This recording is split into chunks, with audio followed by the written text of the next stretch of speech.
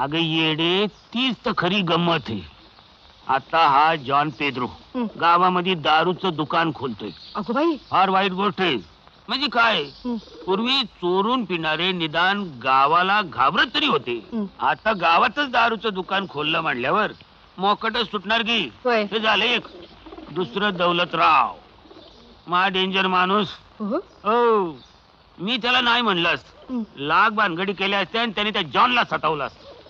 मी तुला सांगतो शपथ, त्यांनी जॉनचा जीव सुद्धा घेतला असता. अगो बाई. मग मी 1000 रुपये घेतले, त्या बिचाऱ्या जॉनचा जीव वाचला.